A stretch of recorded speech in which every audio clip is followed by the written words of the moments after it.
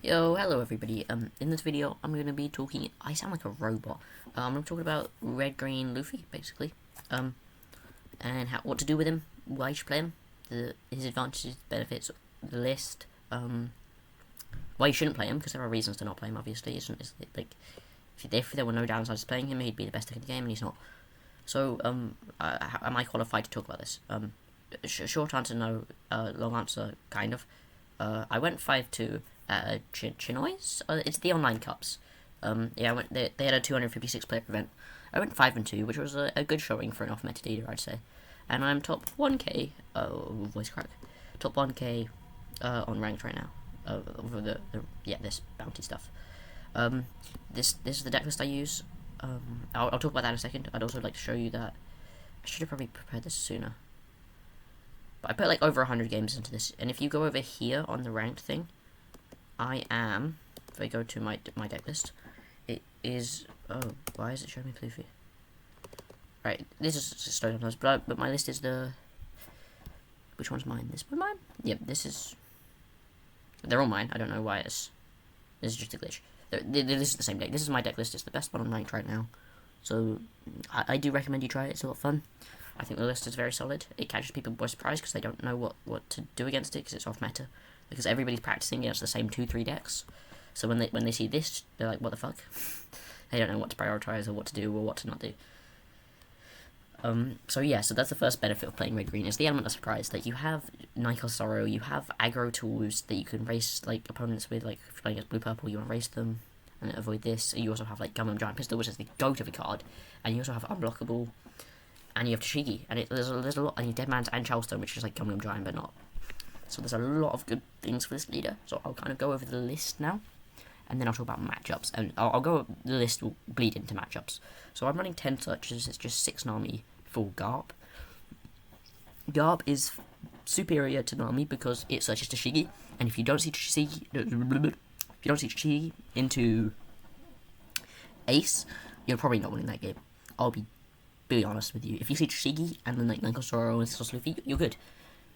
But you don't see this, and you're done, unfortunately. And into Emu, if you lose the dice roll and you don't see Tashigi, you know, you play the Sanji on curve, and it's just gonna die to the 6-cost Mars, and you probably lose after that as well because you don't have any board presence, and yuck. We also have 1-drop Nami. I played the 3-drop Nami, which attaches 2 Dom, but it's a 3-cost. But I think this is better because it just provides more flexibility. It's way easier to play out on curve. Like, you don't have to spend 3 Dom. It's just a 1 commitment. It also gives you more value on the turn you play it. Like, you pay 1 for this Nami and you get 1 back. The other Nami, you pay 3 for it and you get 2 back immediately. So over time, it's going to provide you more value. Maybe. But I think also you can play this turn 1 and then into the next turn. It gives you more flexibility to leave an extra on out for defense depending on the matchup. What else is the next? 3-cost Bonnie. I mean, it's a pretty good card. It's, you know, 3 Don every time they attack. It's kind of a nice jump blocker. Yeah, it's pretty solid. The only thing maybe I'd put out for, if you really want to, is the 4-cost Zoro from the new set. Like, on play restands 2 and then end of turn restands itself. But I don't think it's too good. I tried it, but like, it's just not that good. Like, restanding, it's still dying to Emu. Who cares? Like, literally, into Ace, the extra 5k swing a turn doesn't do anything. Like, I try to not play Uta out into Ace because it just so rarely swings, and when it does, it just doesn't feel good. Like, I try to avoid playing Uta into Ace when possible. Sometimes you have to, and it's your only play, but like, yeah. It's a pretty good jump blocker. It does get blown up by 9-cost Nougat, so into Roger and Ace, you do have to be wary of that. If they already have a 9-cost established, and you don't have Tashigi, it's just going to get nuked. Then 4-cost Uta. Uta is a really interesting one. I've a lot of questions about this. So, on play set 2 is active, pretty good, and has a counter. Oh, I'm hiding whether they've counter. It has a counter. On play set 2 is active, it has a counter, and then on KO, you can play a 5-cost. Whether that's effect or battle, they kill it. You're playing either Sanji or another Uta or a Tashigi normally. It's not color locked, but we just don't have that many good options. And sometimes Chopper. Chopper's just a 2k. So into Emu, if they want to kill it the turn you play, they played it, they have to run the risk of you being able to play a free Sanji off it, which they don't want to do. Or, what you can do is, if you go first into Emu, and on your 5-turn turn, and you didn't get Shigi, on your 5-turn turn, instead of playing Sanji, you can play Uta. So if they do kill it with their Mars, you get to play Sanji for free, and that thumbs up good. And if you don't, you still get a body out on the field, and it's just better. What's next? What 2K's last? Sanji, really fucking good card. 5 cost 7k. On play reach down 2, so it's basically a 3 cost that you need a little down payment of like having 5. But so it's basically a 3 cost 7k. End of turn you get because we are Straw Hat obviously. Wait, I didn't even know what the leader did. I'm just assuming you've read the leader. If your leader is Film or Straw Hat, you set 1 dot. So the turn you play it, it's basically a 2 cost 7k. That's going to get you an extra dollars for defense, an extra 2k every single turn. If that isn't value, I don't know what is. It's just kind of a pain that it's a 5 cost, so into Emu and shit, it's getting bounced, it's getting killed. 6 cost Luffy, really fucking good card. I see this not running this at 4, which I can kind of understand, but it's just so good. Double attack, so 6 cost 7k, don't make a joke. 6 cost 7k, no counter, double attack, that's a good stat line. Double attack is really good. If this ever lands a hit on Emu, you're probably winning the game. Like, it's genuinely, double attack is so good in that matchup. And Ace, it really, because you can pair it with like Giant Pistol to get this random 13k double attack for 3 on. It's amazing. And then on play, if your leader is multicolored, you set 4 down as active, and then you can't play 5 cost anymore. So you can't play this and then play Sanji, and then just Sanji actually. You can't play 2 of these in the same turn. You can't play it into Sanji. But on 9 Dawn, you can actually play Sanji and Luffy simultaneously as long as you play the Sanji first. Because you'll pay 3 for the Sanji immediately because you're on 9. You go up to 6. You play this, and you got a bunch done, and it's good. But what you're normally doing this is you're going to play either Bonnie, Uta, or Tashigi with it. That's the most common line of play. And it's just so you get 2 bodies out for the price of 1, and one of those is a 6 cost, so it's not getting, so it will get bounced by Jozu, but if you have Tashigi, which you can play off of this as well, you'll be good. But also, as kind of a more niche thing, that sometimes you need, if they go to bounce this and not Tashigi, if Ace goes to bounce this with Jozu and not Tashigi, you might have to not use the Tashigi if you need it to stick to save your Zoro. But Zoro's the next card to go over. Yeah, 6 or 7. It doesn't get popped by the Emu blocker as well, so it's just going to stay there for as long as possible. They're not really going to kill it until they get a 10 cost and start minusing its power. And then Zoro. So Zoro is you kind of need it to win into Emu most, like 90% of the time. You can be Ace without it, but like if you can set this up, you will win, and it doesn't get red rocked immediately because you have Tashigi. You will win the match. You genuinely just win the game. It's that free after you set this up, because if they can't red rock it and they can't out it, you're going to either clear their entire board, or just like they're starting at 3 life, so you can just swing lethal, and it's really good. So the problem with Ace is that if they have Atmos is like a 4 drop. They show you 2 events and then they bounce at full cost, and then they can red rock, so they can play 4 and then play their last 6 to get rid of both of these on the same turn. But that's kind of a niche kind of play. They're normally trashing their full cost. And so what we can also do is we can make this unblockable with the 2 cost Sanji, and then buff it up with the Giant Pistol to make it like a 16k unblockable 3 times. Like it's big numbers. So it's a great game finisher into Emu and Ace. Into Zoro, into Green Zoro, you probably don't ever get to play it because you just kind of have to swarm the board with these 3 cards and pray.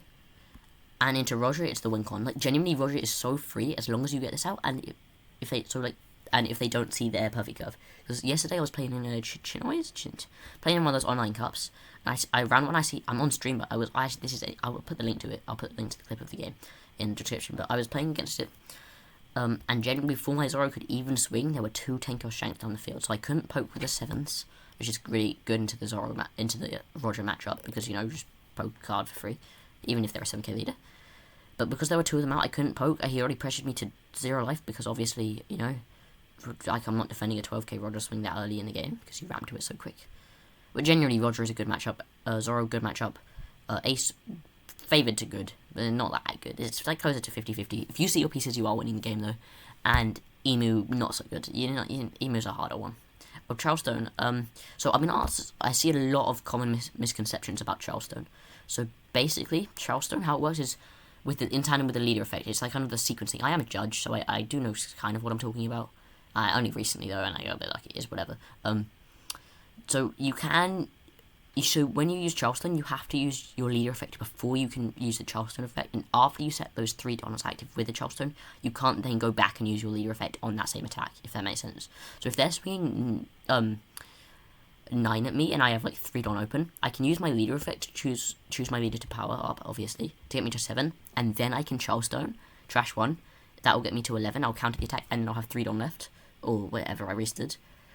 But you can't go skip leader effect straight to Charleston, then use the don that you reset the charge for leader effect, because it doesn't work. We also have Deadman's game. It's like, it rests Don, so into Emu it's quite nice, and then into Ace, because they don't typically have more than 2 blockers. Sometimes you're better off playing this and making, but essentially you're making your entire board unblockable if they only have 2 blockers, if that makes sense. Whereas with this, you're just making 1 dude unblockable. It's a micro decision, but it's like basically a 1k in this deck, because, you know, normally Dons give us 2, but this is giving us 3. And yeah, 2k is 10 2k is a good number. It all makes sense in my head. If there are any, what other cards was I was gonna talk about? People always Cavendish. I don't run Cavendish because I don't think it's good. You can't save it with your leader effect, because your leader only saves Straw Hats. And a 5-drop that's just restanding 2 on the turn you play it, and then you have to commit like cards from your hand to save it afterwards, and not your leader effect. It's very counterintuitive for the deck. Obviously, it's never going to be a bad card, because it is just that overstated, restanding 2 every turn. But I really don't think it's all that, and I wouldn't run it. You can if you want to, but I really wouldn't. So, what else did I want to talk about? Matchups. So, I mean, I've briefly mentioned this already, but into Emu, obviously, it always takes second. The cards you're looking for are 6-cost Luffy, 3-cost Tashigi, and 9-cost Zoro, and Sanji to a lesser extent. But these are the cards you're looking for. And then late game, the way you'll win this game is by closing it out with an unblockable Sanji onto Zoro, and then maybe a Deadman's or a Giant Pistol, depending. Because the Deadman's can get rid of their counter, if you think about it. Because if an Emu has 2 drawn up, assuming they're both the 1-cost event, that's 8,000 counter, which is a lot. But if you're paying, so if you use Deadman's to get rest those Don, you're essentially paying 4 to negate 8,000 counter. So on the turn that you're going for lethal, that's actually more Don. That's more value of your Don than just putting on your Zoro and swinging. If that makes sense. It might not do. I don't know. What other cards? 6-cost Law. I don't think it's good. I'll be very for real with you. I see a lot of lists running it. I just don't think it's that. Like, I don't ever see a world where I'd rather play Law over this Luffy. Because, like, sure, you can bounce a Searcher and play Sanji again, but it just doesn't feel aggressive enough. And late game, like, it's not even a blocker till late game, so you've got this mediocre 6k body that you can't defend with your leader. That, like, it's done its thing, and now it's just kind of here, wasting space. It's a 6k body. I don't know. I don't think it's good, I'll be honest with you guys. Obviously, feel free to experiment. This is a very underdeveloped leader. Nobody is cooking this. That's why the win percentage for the deck generally is only like 45%, 46%, because nobody's actually cooking lists. So obviously, if I say a card is bad here and you think it's good, go try it. Because I'm just one person. I don't have all the time in the world to test every idea. So yeah, the more the merrier. Stats. What was I looking for? Oh, I got distracted. Ace matchup. God, editing a video is going to be such a pain. Ace matchup. So basically, always take a second into Ace. You're looking for... Your main matchup priorities are Tashigi, Luffy, and Zoro. Again, just these are the main cards of the deck. I'll be so for real. If you need Ace, you very much need Tashigi. You can get by Emu if you don't see Tashigi, sometimes. But you're not getting by if you don't see it in this matchup, because they're going to red rock your shit, they're going to Jozu your Luffy, you're going to be in a fucking world of pain if you don't see this. Which is why, when that promo Robin comes out, which is like a searchable Tashigi, that can also save itself. It's very good. And then, so you can get away with crazy shit in this matchup. You can go like, double attack, if they don't have a blocker down, you can just pay 3, double attack 6-cost Luffy.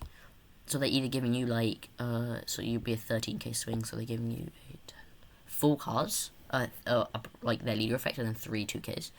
or they're going down to 0 and they're going to lose to a Sanji plus whatever else you have on board. The way you lose the ace matchup, the lose condition for the ace matchup is basically, like I say, you lose all your tempo because they keep bouncing your shit, and then they red rock your Zoro once or twice, and then you're gone. The way you lose the Emu matchup is you don't see Zoro, or you get pressured too early to the point where the turn you play Zoro, you either die or get so close to dying that you can't close the game in a reasonable amount of time, and you lose that way. So Green Zoro is very favoured. What you're going to do is not play him out. Like, he is not priority at all.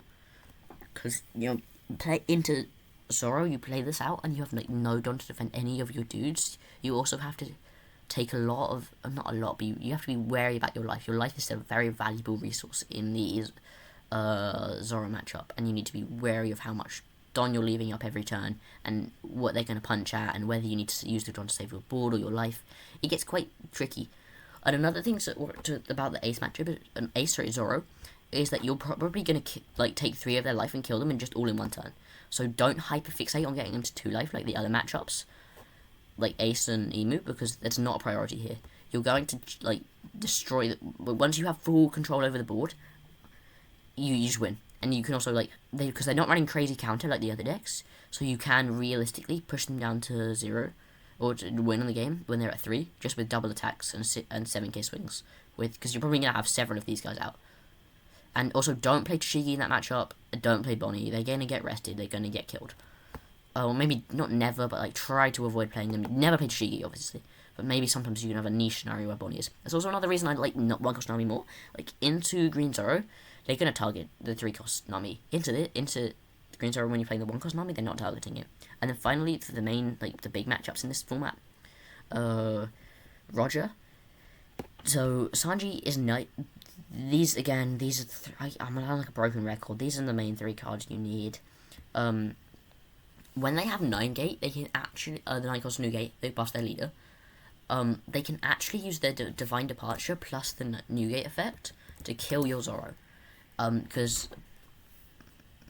purple. Because this gives, they can pay 5, give -8, so now your Zoro's a 1k. So you're probably even not defending it if they punch it, but then they can also go the new gate, which is Donex to kill a 3k or less, and that's not base cost or anything, so they're either killing Bonnie or they're killing this. Red, right? Yeah, this one. Donex 2 when attacking KO. So you can lose your Zoro, and sometimes that is just the difference maker between losing that game. And then, what else do I have to say about this leader? Obviously, so when you see your shit, you're winning most of your matchups. But that's the problem. When you see it, this deck is not a consistency juggernaut like Ace and Emu are. You will have games where you don't see the Shigi and you lose the Ace matchup. You will have games where you don't see Zoro and you lose the you lose the Emu or the Roger matchup. It just happens. It's feels very much like the older sets of one. Not older, I mean, Power Creep's gone recently. But maybe set 10 and before. You don't see your shit and you're losing. You don't have blue purple Luffy search 5 every turn, get everything you need. It's not Emu, you're drawing 10 cards, you're seeing 10 cards a turn. You're not Ace, you're drawing a bajillion. It's not that, okay? It's genuinely, it's not that. You have searches, but that's necessary because you're such a combo heavy deck. I was let me go through an example curve for you guys. So turn 1, you're gonna search and play Garp or Nami or whatever. And then if you have it, always play this 1-cost Nami. And then the next turn, you'll be at full Don. Into Ace, there'll be a... Oh, fuck. The curve... So the amount of Don you leave up at the end of your turn gets quite complicated depending on the matchup and their curve. So, for example, into Ace, when we go second, they're going to go 1 Don, 3 Don. They don't have anything to do with 3 Don, so they're going to punch a big number. So there's no point leaving Don up. You're happy just to search extra. Then onto 5 Don, they're going to play either Marco or... Did I remove a card in this? I must have clicked. I didn't remove an army. Okay, it's fine. So on their 5 Don, they're going to be playing a Marco or a Yamato. They're going to be swinging 7. So on that turn, before that, you need to leave 2 Don up. And after that, assuming they have a body on board, they want to play a 6-cost. So you have to memorize your opponent's curve, and you have to be predicting what they're going to play and how many Don you need to or are able to leave up. So don't just leave up a shit ton of Don because you can. Try to look at your opponent's board, think, what are they playing next turn, how much Don are they spending on their board, and what does that leave them to allocate on their swings. And when you do that, you get a lot better at this deck. Because everything, you just start becoming more efficient with your Don, you become more aggressive when you need to, and less when you don't need to. And it will start to click. But you do need to put some games into it, because it's like, there's a learning curve, right? This is not one of those decks you just pick up Fire Alarm and, oh, fuck. Alright,